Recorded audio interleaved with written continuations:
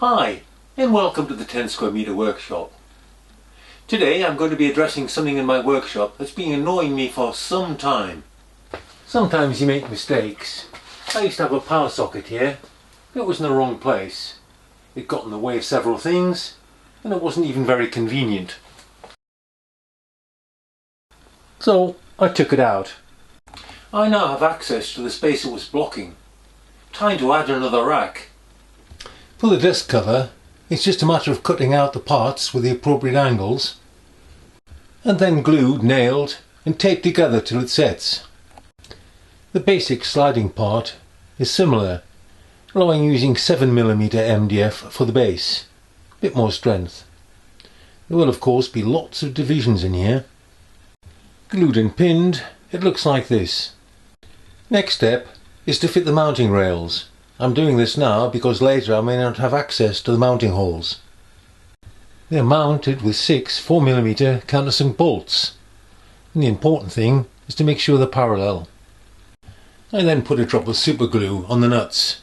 I really don't want these coming loose. Now I can start fitting out, and the first things I want in there are parallels, including the angles. They don't get used anywhere else but the mill, so that's where they should be. I shall be storing the adjustable parallels at the left hand side of the carriage, because the sloping nature of the sizes makes that convenient. I'll be doing this using 5mm MDF. You can see some of the sub-assemblies here. Glued in place and populated, it looks like this. For most of the parallels, I've 3D printed this holder. Why 3D printing? Well, two reasons. One, it's a fairly complex shape, ideal for 3D printing, and secondly, having steel that can rust next to bare MDF is not a good idea, and this is a complex shape to varnish, so 3D printing it was. This is actually a failed print. It should have been about 4mm deeper. Bit of a power cut in the night. The 14-hour print ended about, I'm guessing half an hour before it should. We get a lot of power cuts in this area, really tedious. But it's good enough, I'm not going to reprint it. Why did I not just resume print? Well, unfortunately it'd been off for so long that the bed had released. Bit of a problem. Quite pleased with the way they all fit in.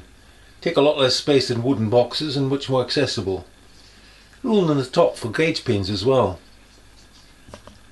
My somewhat random collection of clamping parts I'm going to put into trays, because you usually need more than one at a time, and it will allow room for expansion. For the studs I'm using MDF supports. These were drilled in the mill of course, to get them neatly spaced. Here they are, glued in position, and with the studs in place.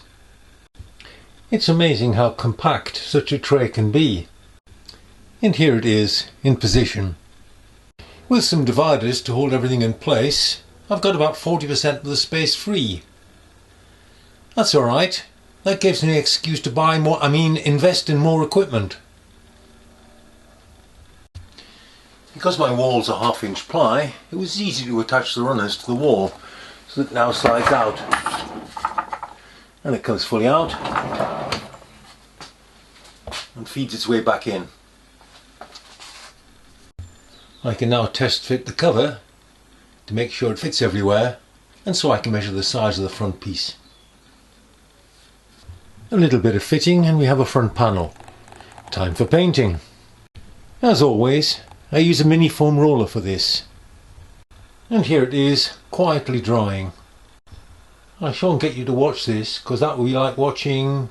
oh yes, fixing the cover. At the back I'm just using a block. No human will ever see it. A bit lazy, but there it is. A hole through the front and one through the base gives 3-point fixing. With the cover in position, I then glued and clamped the front cover on. So here it is, all put together.